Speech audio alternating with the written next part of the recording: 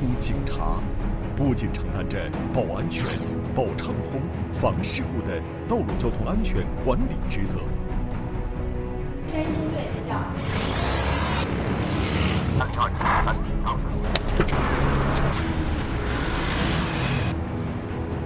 还承担着路面治安刑事案件先期处置职能。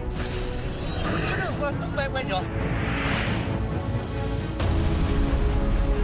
执法和服务对象的广泛性，决定了交通警察在执行执法过程中，时刻面临着潜在的安全隐患。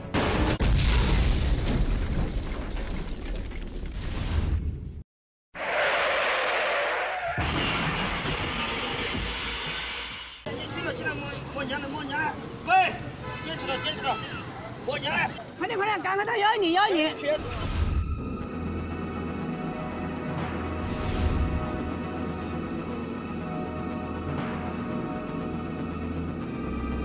据统计，自2000年以来，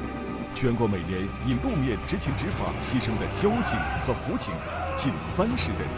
负伤约1000人。每一起涉警牺牲事件的背后，都伴随着家庭支离破碎，战友痛彻心扉，警队痛失肱骨。大量血淋淋的案例，有深刻的教训值得吸取，也有深层的原因值得警惕。既有领导干部思想认识不到位，督导追责不严格，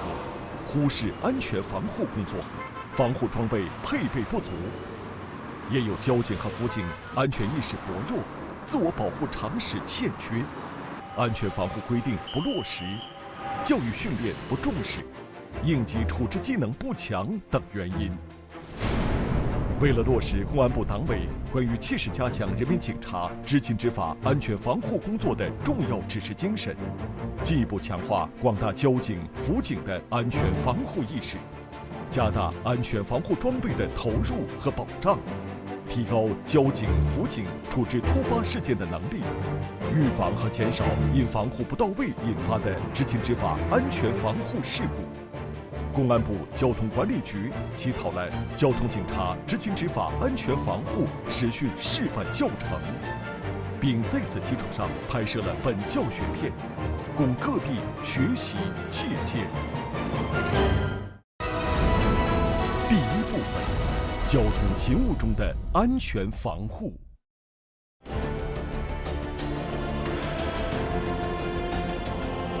交通勤务是指交通警察对道路交通的直接管理活动。在执行勤务时，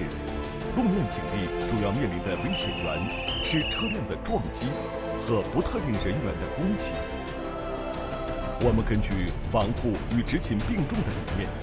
对形势评估理论在交通管理工作中的实战应用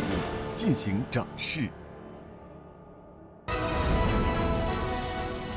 道路巡逻中查处违法车辆。交通警察在道路巡逻中需要查究各类交通违法行为和处置紧急突发事件，具有机动性、不确定性和危险性等特征。巡逻中需要拦停行驶中的违法嫌疑车辆时，交通警察可以驾驶警车在嫌疑车辆后方或与嫌疑车辆驾驶人基本平行的位置，靠边停车，用手势信号、警示标志、警报器或喊话器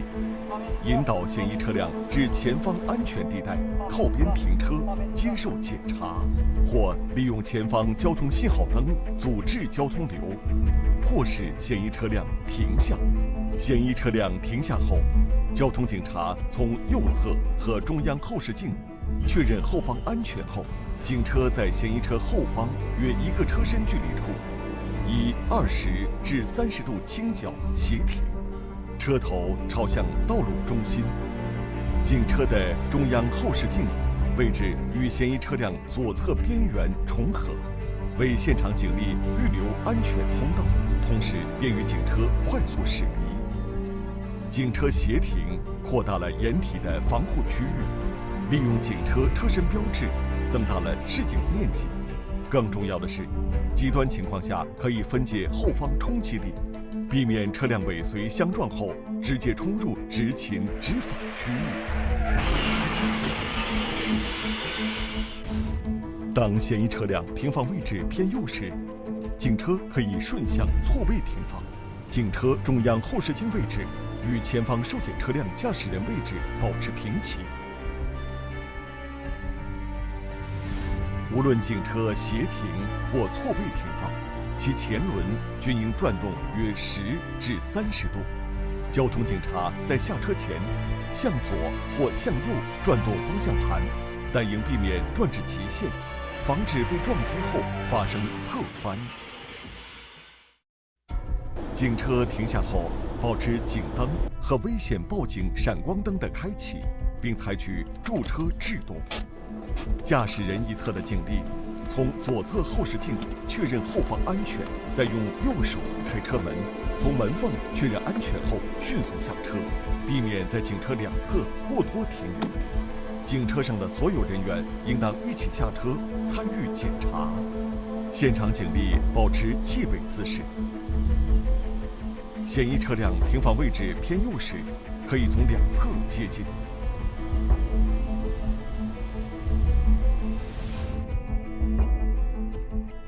嫌疑车辆停放位置偏左时，驾驶人一侧的交警也可以从警车后方绕至副驾驶一侧，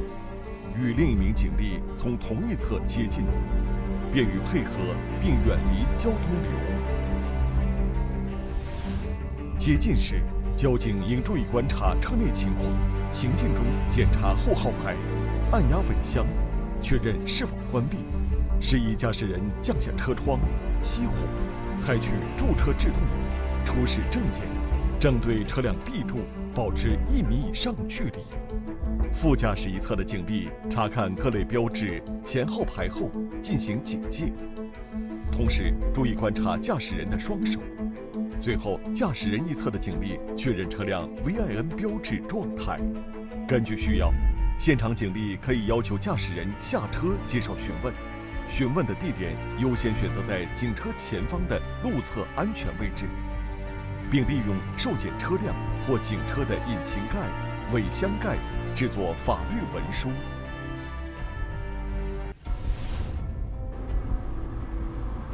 当遇到违法嫌疑车辆拒绝停车、继续行驶或加速驶离的，按照有关规定迅速上报警情。指挥中心，一辆车牌号为苏 D EE018的黑色迈腾轿车，由云河路向春江路方向逃窜，请指挥中心协助拦截。完毕。由指挥中心调度警力，在前方设点进行拦截。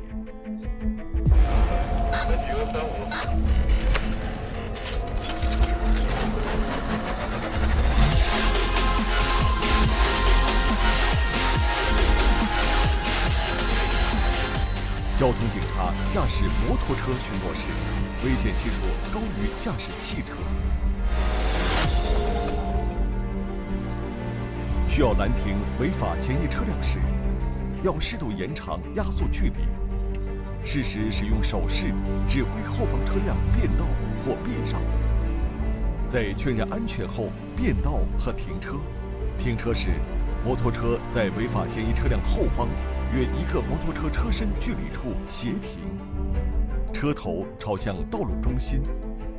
前轮不超过路肩与行车道分界线。交警从摩托车右侧下车，从违法嫌疑车辆副驾驶一侧接近，减少身体与交通流同侧的几率。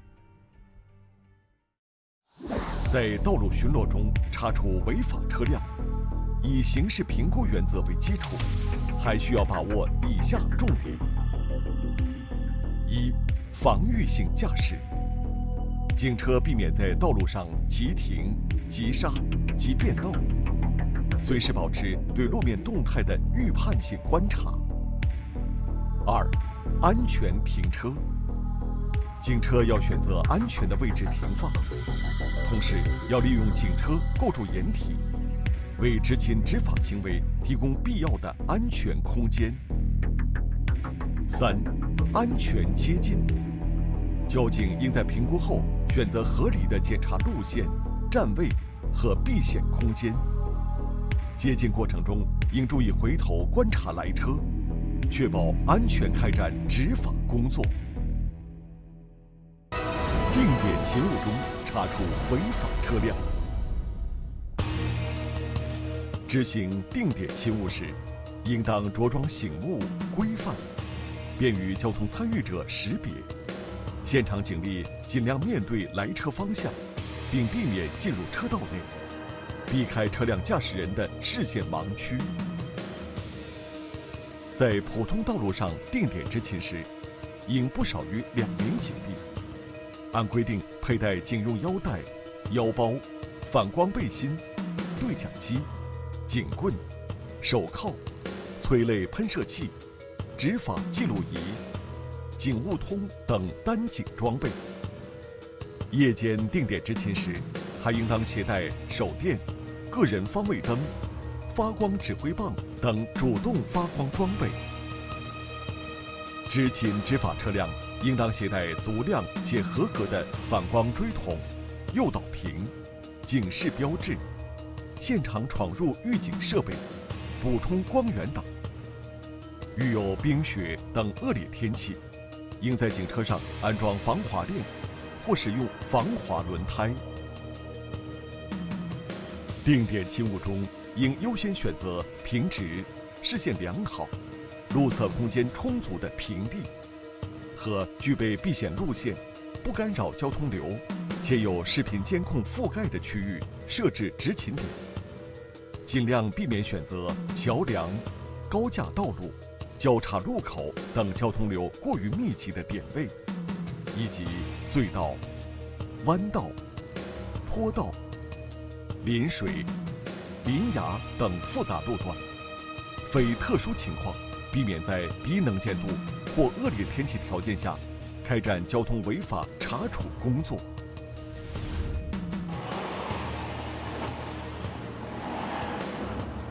在高速公路执勤时，警力尽量避免进入收费通道，可以站立在收费岛上，也可以选择在收费站广场或者在服务区设置执勤点。检查驶入高速公路的车辆时，宜选择在内广场设置执勤点；检查驶出高速公路的车辆时，宜选择在外广场设置执勤点。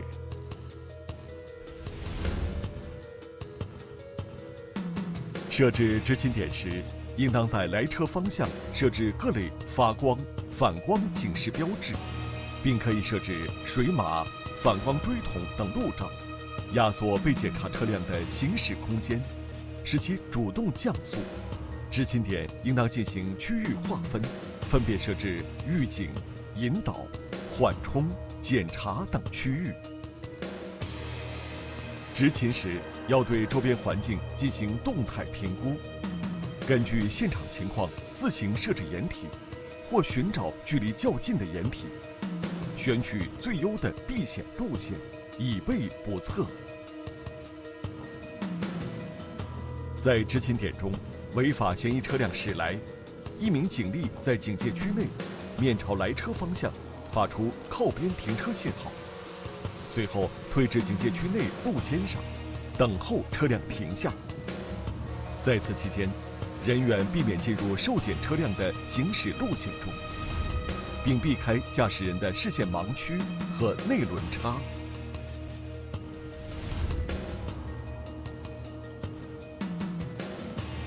驾驶员你好，请熄火。出示的驾驶人行驶证。2名警力站立在受检车辆副驾驶人一侧的 B 柱外1米位置，负责检查的交警示意驾驶人降下车窗，熄火，采取驻车制动。另一名警力在其左后侧保持戒备姿势，观察车内情况。负责检查的交警由副驾驶一侧起，沿受检车辆尾部绕至驾驶人一侧，依次检查车体上各个环节，最终可以选择在任何一侧完成检查。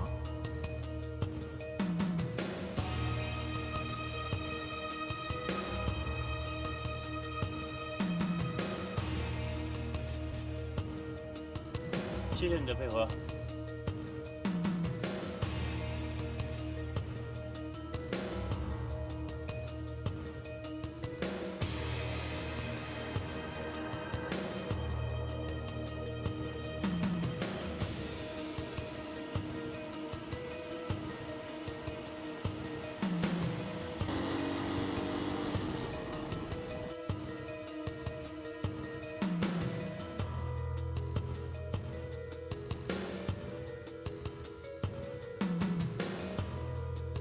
对摩托车驾驶人进行检查时，可以将摩托车作为隔离掩体，避免与执法对象处于无阻碍的空间内。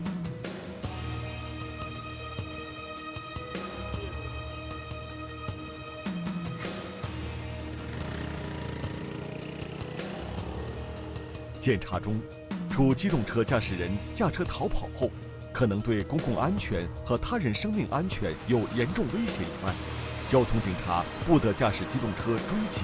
不得采取站在车辆正前方拦截或抛掷障碍物等危险方式强行拦截，应当通知前方警力进行处置，或通过记下车号和车辆特征，事后追究违法行为人的法律责任。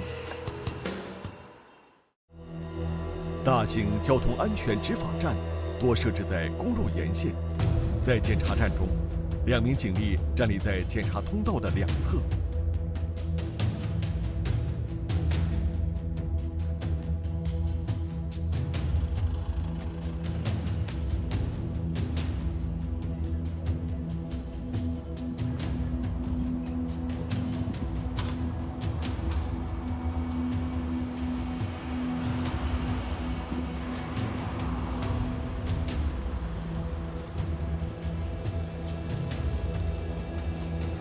违法嫌疑车辆在检查通道内停下。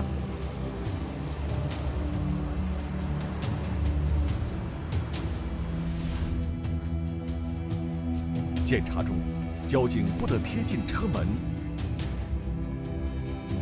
或者将头、手伸进驾驶室。请出示你的驾驶人行驶证。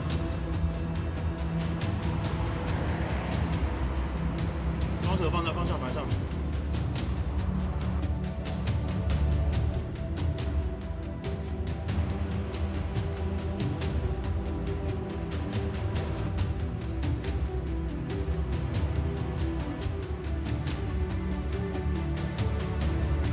交警从驾驶人一侧起，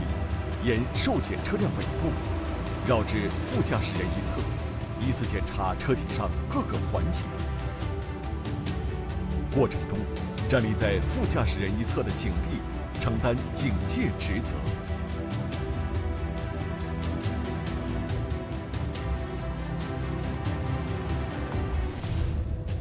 交警根据检查结果评估危险等级，可以要求驾驶人下车，形成人车分离。执法对象下车后，现场警力宜用 L 站位，利用受检车辆车体前后的4个 L 型转角构筑掩体，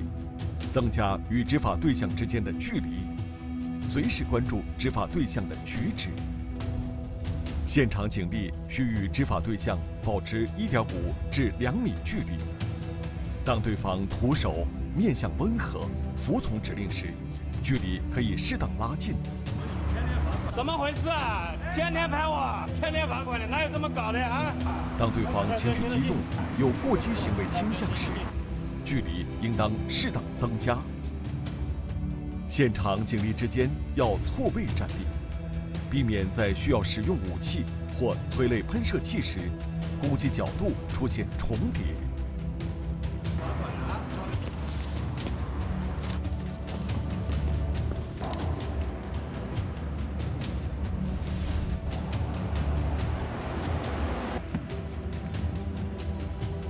你好，谢谢你的配合。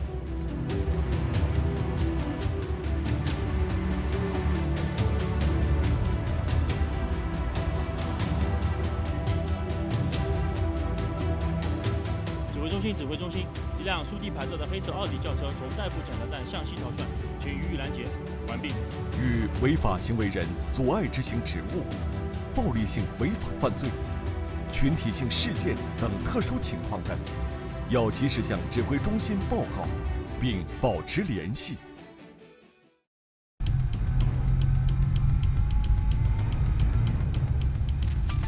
特殊交通勤务是定点勤务的一种，其危险系数高于日常勤务。因此，在针对酒驾、毒驾或涉牌、涉证违法行为进行设点查处时，需要按照下列要点，适度提高戒备等级：合理选择勤务地点，优先选择有交通信号灯控制的交叉路口，利用红灯对交通流进行短暂控制，快速筛查排队等候通行的机动车。也可以选择设有中央隔离设施的公路或城市道路主干道单向两车道的路段，优先封闭行车方向的左侧车道作为警戒区；单向3条以上车道的路段，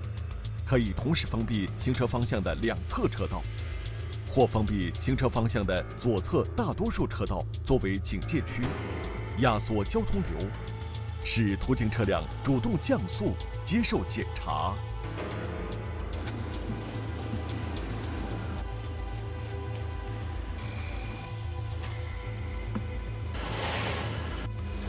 指挥中心，5大队在光华路统一行动检查点布置完成，汇报完毕，请指示。保证足够警力，明确1名交警为指挥员，随时与指挥中心保持联络，报告行动进展情况。配备4组以上警力，分别承担上游预警和瞭望、引导和分流、检查和处置、外围堵截和增援职责。每组警力的数量根据实际情况决定。在常规定点交通勤务携带单警装备的基础上，根据执法需要，增加携带酒精快速筛查仪、呼气酒精测试设备、约束带、警绳、破窗器、破胎器等装备，必要时可以配备枪支等武器警械。根据道路状况，现场分别设置预警区、引导区、缓冲区、检查区，并设置相应警示标志。预警区内设置前方交警检查、限速、禁止超车等警示标志，并距来车方向至少200米处开始设置警戒区。夜间还应当将警戒区距离延伸至500米，并确定专人负责执勤区域的巡逻警戒。所有警力应处于反光锥筒的安全防护区域内，使用指挥棒、手电或其他警示标志对过往车辆进行指挥。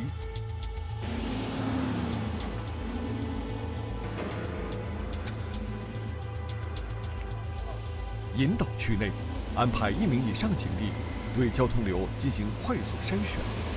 引导无关车辆尽快通过。警力站立位置的上游已设置1辆警车或多个水马作为掩体，防止受到直接冲撞。检查区内按照引导区发出的信号，将嫌疑车辆引入检查区进行处置。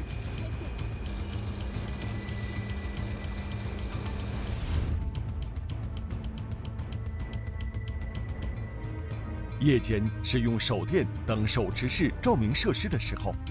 为了增加交警自身亮度，可以将灯光贴近自己，但举握的高度不宜超过眼部，避免灯光被自己的手臂、头部遮挡，使行经车辆无法确认警力的具体站立位置。检查区下游的通道上已设置阻车设备或其他掩体，外围警力随时关注各区域动态，及时采取措施予以增援。在执勤点检查车辆，需要把握以下重点：一、确保警力优势，根据勤务的复杂程度，配备足够的警力；二、装备佩戴齐全，按照规定配备单警和车载装备，以及执勤单元装备；三、选择安全地点，充分考虑视线、视距、照明、交通流、避险空间等因素，确保执勤地点的安全。四、规范设置，各类警示标志、掩体、防护设施等要严格依法依规设置到位。五、合理站位，关注各类危险源，根据不同的危险源方向，确定合理的站位，利用身边的掩体进行防护，保证自身的安全。第二部分，道路交通事故处理中的安全防护。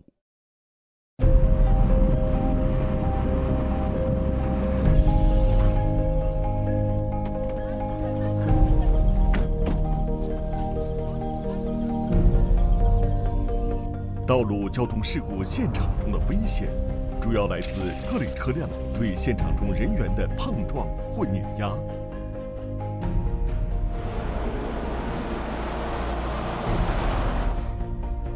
高速公路的事故现场，行经车辆是主要危险源。没有中央隔离设施的普通公路上，主要危险源是双向来车。处理适用一般程序的道路交通事故现场，通常配备不少于2名警力，携带佩戴单警装备。警车需要配备现场勘查箱、现场照明设备和反光锥筒、警戒带等警示标志，以及急救包、牵引绳、简易破拆工具等救援装备。警车的车载装备除加强日常维护外，每次交接勤务和出警前后，还需再次确认是否完备。高速公路交通事故现场处置。随着我国高速公路交通运输总量的逐年增加，高速公路交通事故频发，交通警察在处置高速公路事故现场时，随时面临着交通流的冲击，安全风险较大。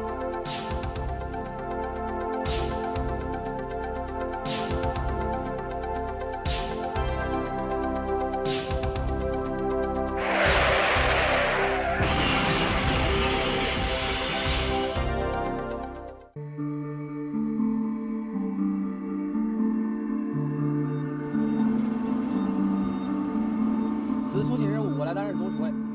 王伟栋专心负责开车，李聪到达现场后负责后方警戒。收到。指挥中心，指挥中心，民警牛伟和王伟栋已出发前往闵王枢纽事故现场，汇报完毕。道路交通事故接警，需要清楚了解事件发生的相关要素，接警员简明扼要地将警情转达至出警人员，同时采取手机短信或其他即时通讯方式，将完整的警情内容推送给参与出警的每个人员，便于在赶赴现场的途中对警情进行分析和研判。出警人员应当树立团队意识，当对警情存疑，或需要人员装备支援，或需要与其他部门协作联动时，应当及时通知指挥中心协助进行。出警前明确指挥员人选，驾驶人要严格遵守道路交通安全法律法规，实施防御性驾驶，避免接打电话、应答对讲机指令等，造成分心驾驶。出警中，由指挥员重点围绕前期安全防护，对现有警力进行第一阶段分工，便于抵达现场后快速开展工作。警车在抵达事故现场前，可以通过 S 型或骑压车道分界线低速行驶等方式，压制后方来车速度，并适时设置预警区标志。抵达事故现场时，可以在安全评估后，先将警车停放在事故现场来车方向200米以外的高速公路应急车道内，伺机设置警戒区上游过渡区。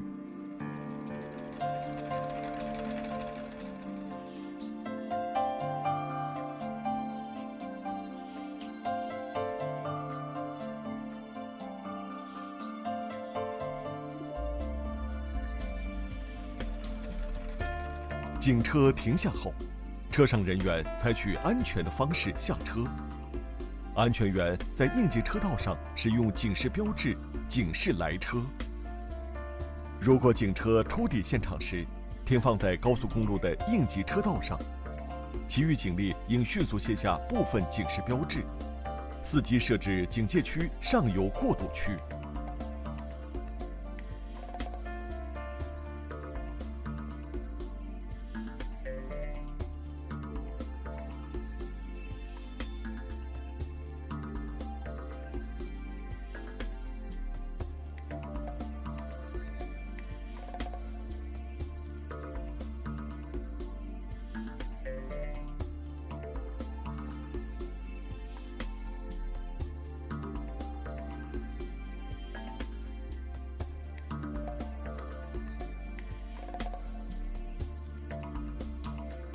当高速公路车流量不大，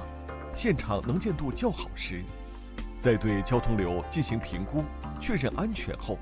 可以迅速移动部分反光锥筒至事故现场后方的车道内，完成上游过渡区的设置。条件许可的地区，可以在上游过渡区间隔增设声光警示装备，增强现场防护能力。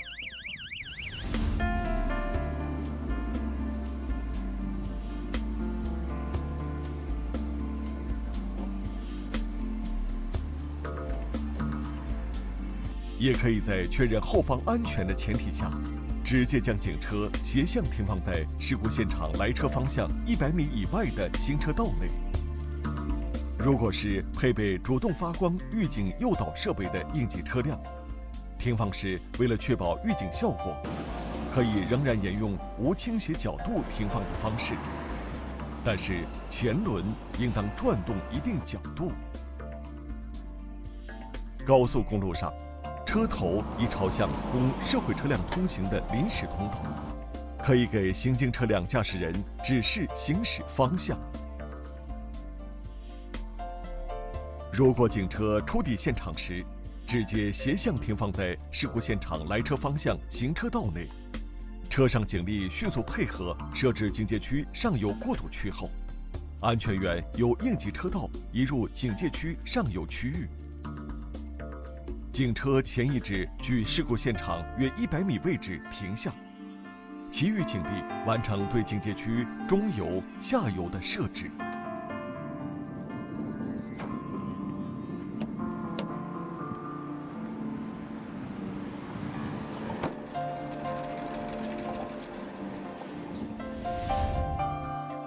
当流量过大，但车速不快，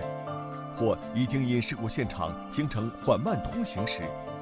经过评估，可以短暂中断交通流，快速设置上游过渡区后，立即放行车辆。事故现场安全员的职责，由不少于1名警力承担，也可以由具备一定专业知识的其他救援部门人员承担。安全员的主要装备是反光衣、反光背心、对讲机、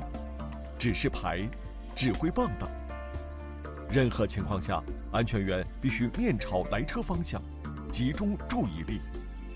安全员的工作区域首选在警戒区内，便于指挥过往车辆，同时利于行经车辆驾驶人发现。在设置和撤除反光锥筒时，应始终观察主要危险源，同时运用手势提醒行经车辆避让。初到现场设置反光锥筒时，优先选择沿路侧边缘行进，将反光锥筒及其他警示设施移至警戒区上游，由路侧向路内，先封闭警戒区上游过渡区，随后由远及近，封闭警戒区全部区域。实际操作中，上游过渡区可以采用10:1的步伐丈量法进行辅助设置，面朝来车方向纵向倒退10步，向路内横向移动1步进行放置，直至过渡区设置完毕。在事故现场中移动时，必须随时处于警戒区内，并尽量面朝主要危险源，或倒退行走，或采用前进3步回头观察1次的3步1回头方法。在通过警戒区内的障碍物时，优先选择远离危险源一侧的空间通过。当不得不从危险源一侧通过时，需要先确认安全。抢救伤员时，优先选择事故现场警戒区下游相对安全的位置。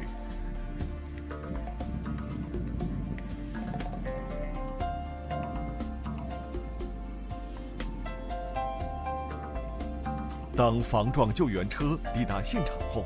停放在事故现场的上游。警戒区上游第一辆承担掩体职责的车辆内，不应乘坐任何人员。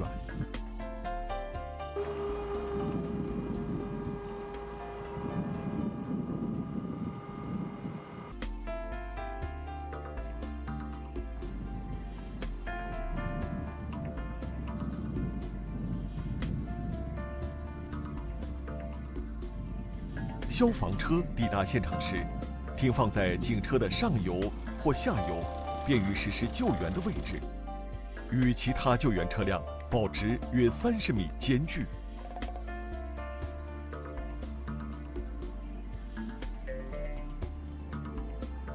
救护车抵达现场后，停放在事故现场的下游警戒区内，便于快速安全驶离。清障车抵达现场后，停放在事故现场下游警戒区内的末端，便于后期施救。当现场没有防撞救援车配合作业时，清障车也可以作为掩体，代替防撞救援车的位置。事故现场勘查完毕后，清障车开始施救。事故车辆可以移动的，可以在安全评估后，快速将事故车辆移至路边或直接脱离。流量大、车速慢，或已经形成交通拥堵的现场，可以在安全评估后暂时中断交通流，快速将事故车辆移至路边后恢复通行。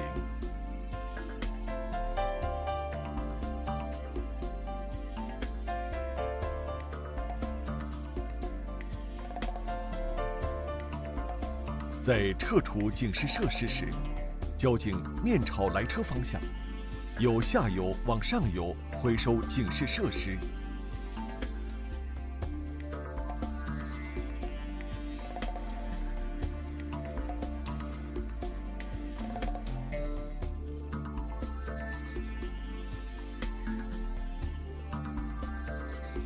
安全员离开警戒区，移动到高速公路应急车道内。警示来车注意避让，最后对上游过渡区的警示设施进行回收。如果流量不大，现场能见度较好，交警在警戒区上游对交通流进行评估，确认安全后，可以迅速将警车和上游过渡区的警示设施一次性移至应急车道内。如果流量过大，但车速不快，或已经因事故现场形成缓慢通行的，经过评估，可以短暂中断交通流，快速撤除上游过渡区后，立即放行车辆。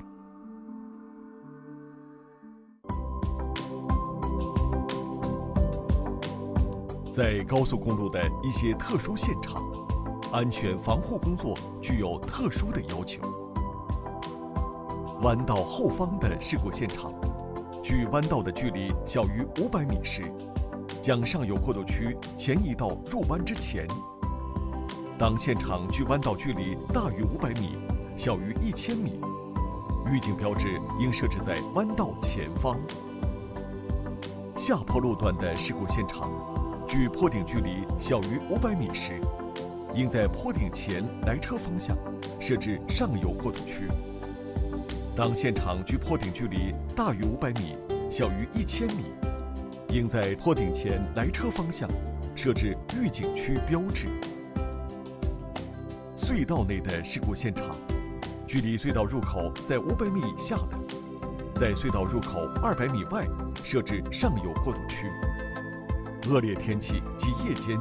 应不小于500米。当现场距隧道入口超过500米时，在距离现场来车方向500米外，连续放置反光锥筒，设置限速、慢行等标志。同时，在隧道入口前增设事故现场标志、导向标志，变换车道通行指示灯颜色，使用反光锥筒在隧道入口前将来车引导至非事故现场车道通行。隧道内同时使用主动发光显示屏或其他发光警示设施进行提示。必要时，可以在隧道入口前封闭道路，避免更大事故发生。隧道群中发生事故的，宜从隧道群第一个隧道的入口处实施限制交通措施或交通管制，必要时分流车辆离开高速公路。夜间或恶劣天气条件下，在距离来车方向500米至1000米外开始设置上游过渡区，保持警灯、危险报警闪光灯的开启，连续设置反光锥筒等反光或主动发光标志，同时利用高速路可变信息板发布信息。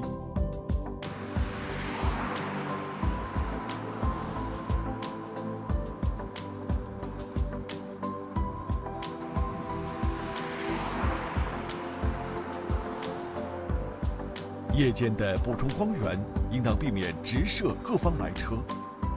应急车辆到达现场后，需要将车前灯光的远光模式调至近光，避免直射对向来车方向。除临时中断后方来车外，不应由事故现场下游向上游进行强光照射。启用升降照明设备时，设备光源也应集中照射事故中心现场。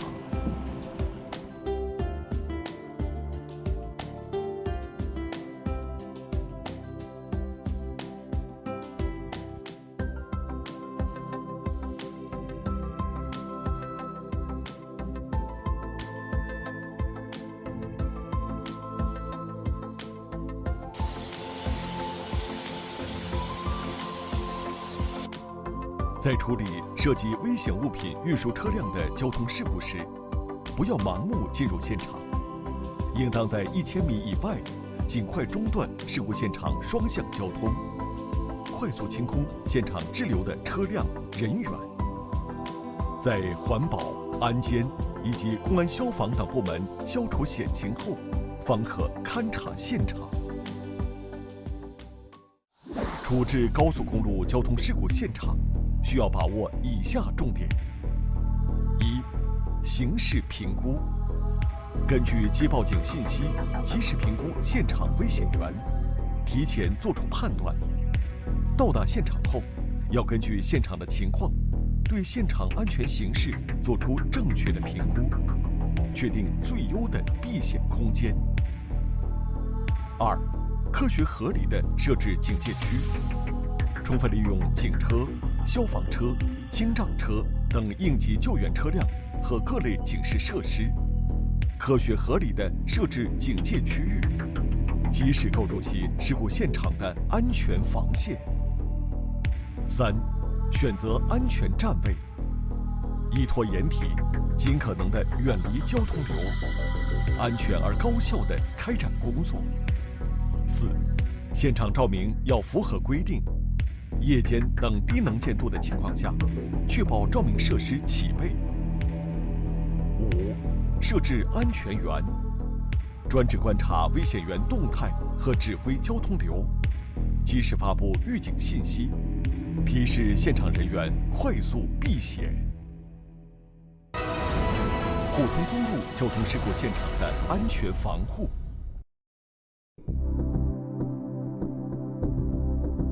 普通公路交通事故现场的安全防护，除了要参照高速公路交通事故现场把握的5个重点外，还需要特别注意多个方向的交通流，运用形势评估原则，及时调整现场中掩体和人员位置，防范随时可能发生的危险。接警后，指挥人员根据现场情况，派出足够警力赶赴现场进行处置。途中，车内指挥员综合先期获得的信息，初步拟定现场安全防护预案，并对人员进行初步的分工。临近事故现场时，指挥员发现，过往车流量虽大，但行驶速度缓慢。评估风险后，指挥员决定使用警示设施封闭双向行车道，虚化车辆从路肩通行，并从距离事故现场50至150米以外的位置开始双向设置警戒区。如果事故现场仅占用了一个方向的车道，则可以决定只对一个行车方向进行封闭，由安全员对双向交通流进行交替放行。警车在距离事故现场约100米以外的车道上停下，一人迅速下车，使用发光警示标志和警示设施，指挥主要危险源方向的来车停车，暂时中断交通。另一名警力下车后，快速设置主要危险源方向的警戒区域。警车停放在主要危险源一侧，随后设置另一侧的警戒区。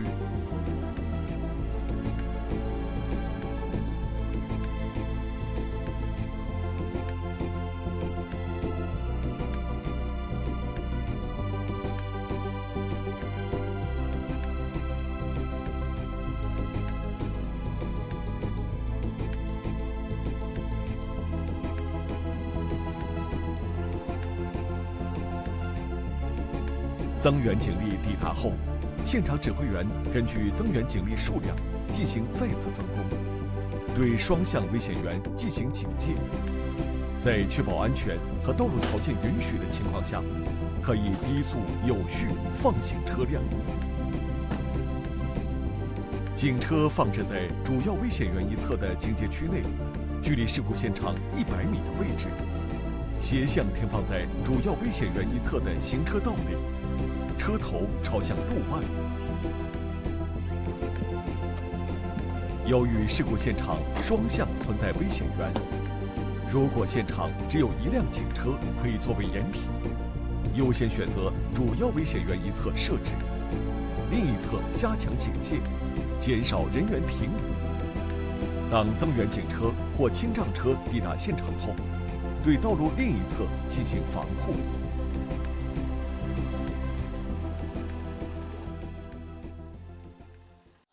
普通公路交通事故现场的安全防护，着重要注意多个方向的交通流和提前制定绕行方案。1. 形势评估。指挥中心接警后，应根据警情及道路环境，提前制定交通流绕行方案。交警到达现场后，立即确定主要危险源，根据实际情况计算支援警力及装备，并报告指挥中心。2. 设置警戒区时，要充分考虑到对向交通流的绕行方案，防止其借道超车或逆行冲入警戒区，必要时可以封闭交通。3. 普通公路交通事故现场的预警区设置，可以参考高速公路的标准，根据道路限速值适当缩短距离。4. 根据主要危险源的实际情况，可以设置多名安全员，分别承担不同方向危险源的警戒工作。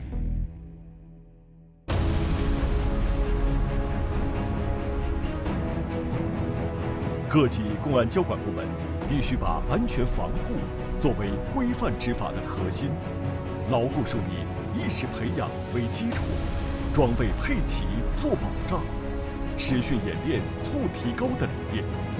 掌握并灵活运用交通警察执勤执法安全防护实训示范教程和本教学片中讲解演示的安全防护要点与技巧，通过不断强化意识、实训演练、总结提高，逐步建立与自身勤务模式、分工特点相契合的防护技战术体系，提高队伍单兵作战、团队协作的能力与水平，切实预防和减少执勤执法中的伤亡事故，保障广大交通警察的人身安全。交通警察执勤执法安全防护，任重而道远。